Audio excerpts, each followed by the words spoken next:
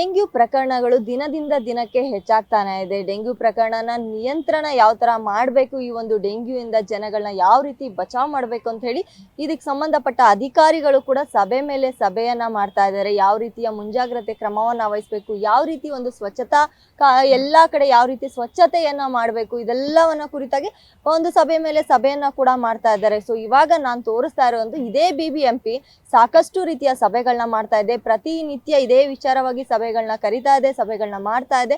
So ಸ್ವಚ್ಛತೆಯನ್ನ ಮಾಡ್ತಾ ಇದೀವಿ ಅಂತ ಹೇಳಿ ಇದೇ ರೀತಿಯ ಒಂದು ಸ್ವಚ್ಛತೆ ಮಾಡ್ತಾ ಇದ್ದ ನೆಪವನ್ನ ಹೇಳ್ತಾನೆ ಇದೆ. ಆದ್ರೆ ಇವಾಗ ನಾನು ಇರೋವಂಥದ್ದು BBMP ಕಚೇರಿ, ಅಂದ್ರೆ ಒಂದು BBMP ಕಚೇರಿ ಒಳಗೆ ಇರುವಂತಹ ಒಂದು ಉದ್ಯಾನವನದ ಒಳಗಡೆ ನಾನು ಇವಾಗ ಇದೀನಿ. ನೀವು ನೋಡ್ತಾ ಇರ್ಬೋದು ದೃಶ್ಯಗಳಲ್ಲಿ.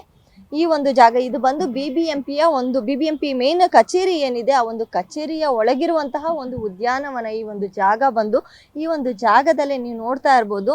ಸೊ ಮಳೆ ಬಂದಿದೆ, ಮಳೆ ನೀರು ನಿಂತಿದೆ. ಮಳೆ ನೀರಿಗೆ ಇಲ್ಲಿರುವಂತಹ ಮರಗಳ ಎಲೆಗಳಿರ್ಬೋದು, ಅಲ್ಲಿನ ಒಂದು ರೆಂಬೆ ಕೊಂಬೆಗಳಿರ್ಬೋದು, ಎಲ್ಲವೂ ಕೂಡ ಇಲ್ಲಿಗೆ ಬೀಳ್ತಾನೆ ಇದೆ, ಬಿದ್ದಿದೆ, ಸಾಕಷ್ಟು ಮಟ್ಟಿಗೆ ಇಲ್ಲಿ ಬಿದ್ದಿದೆ ಇವಾಗ.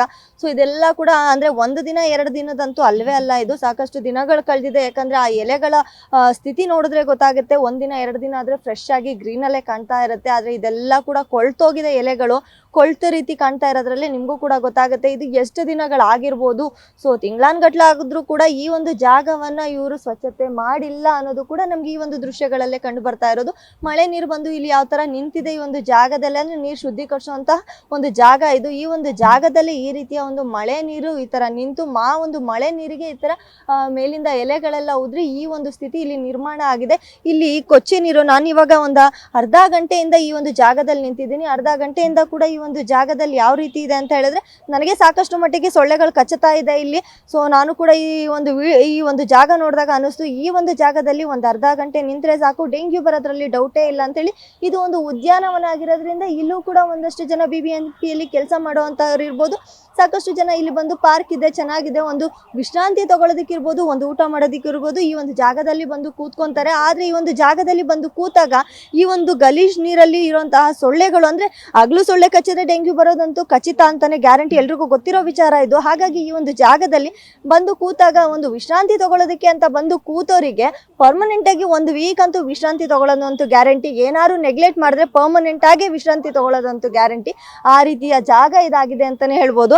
ಸೊ ಇಲ್ಲಿ ಮಳೆ ನೀರು ನಿಂತಿರೋದ್ರಿಂದ ಮೇಲಿಂದ ಎಲೆಗಳು ಉದುರಿರೋದ್ರಿಂದ ಒಂದು ಯಾವ ರೀತಿ ಪರಿಸ್ಥಿತಿ ಅಂದ್ರೆ ಫುಲ್ಲು ಕೊಚ್ಚೆ ತರ ಇದೆ, ಗಲೀಜಿರೋದ್ರಿಂದ ಇಲ್ಲಿ ಸಾಕಷ್ಟು ಪ್ರಮಾಣದಲ್ಲಿ ಒಂದು ಸೊಳ್ಳೆಗಳು ಕೂಡ ಬರ್ತಾ ಇದೆ. ಇಲ್ಲಿ ಅರ್ಧ ಗಂಟೆಯಿಂದ ನನಗೆ ಸಾಕಷ್ಟು ಸೊಳ್ಳೆಗಳು ಕೂಡ ಕಚ್ಚಿದೆ.